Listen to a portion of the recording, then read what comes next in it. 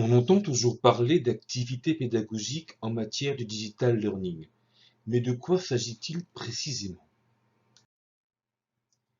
Il s'agit des activités proposées aux apprenants permettant d'interpeller, de sensibiliser, de mettre en application, de valider les acquis de la formation.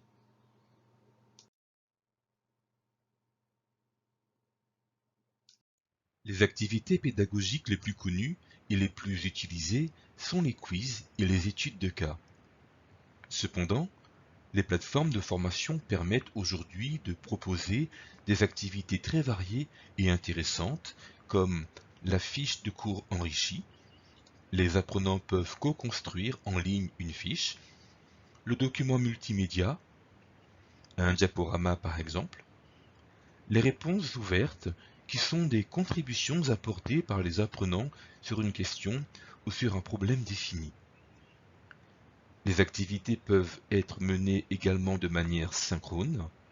La participation aux activités et la production des résultats se font au cours de la même formation.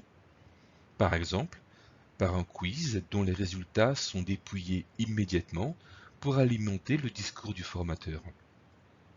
Les activités pédagogiques peuvent aussi être menées de manière asynchrone. L'apprenant y participe durant la formation, mais le traitement des résultats se réalise post-formation. Le partage des résultats a posteriori est aussi une manière de garder du lien hors du présentiel.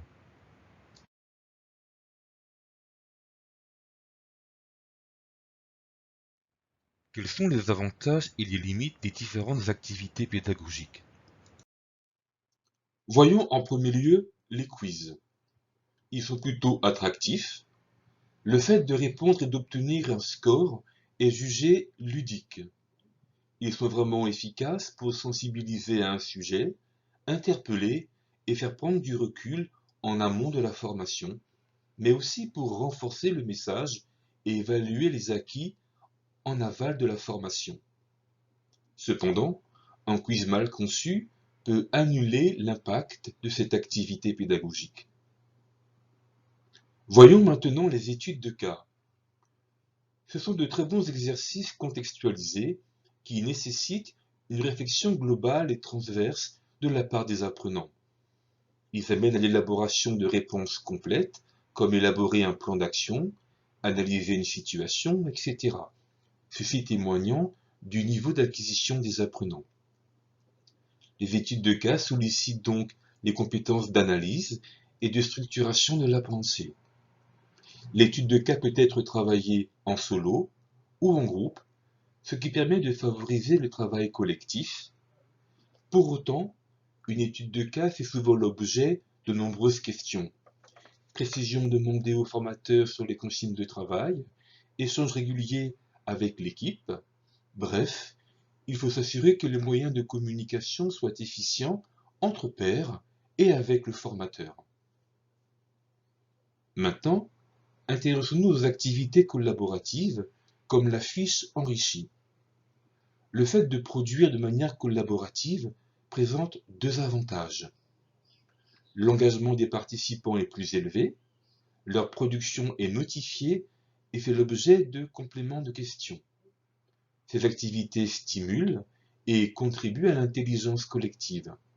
C'est peut-être parfois lent et fastidieux, mais comme dit l'adage, seul on va plus vite, mais ensemble on va plus loin. Mais quelles sont les limites des activités collaboratives? Bien souvent, le temps et la crédibilité. En effet, il faut une échéance au travail collaboratif, c'est-à-dire une date limite. D'un côté, le fait de travailler de manière collaborative dans un délai donné permet au collectif de mobiliser le meilleur de lui-même, tout en ayant la possibilité de se projeter sur un final à venir. Mais la construction de cette production collaborative peut être sans fin au point de finir par se lasser et même d'oublier.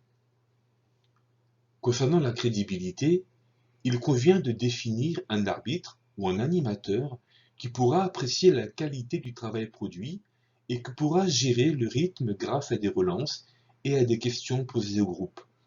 Il ne s'agit pas uniquement d'un travail de modération, mais d'arbitre qui devra apprécier le travail réalisé.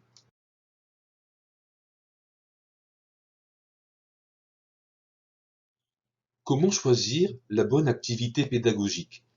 Le choix de l'activité pédagogique se fait en fonction de l'objectif visé. Le quiz permet de sensibiliser, d'interpeller et d'évaluer les acquis. L'étude de cas permet aux apprenants de s'entraîner à la mise en œuvre de méthodes, de process, de manière contextualisée. La production de supports collaboratifs permet de capitaliser les savoirs et retours d'expérience de chacun.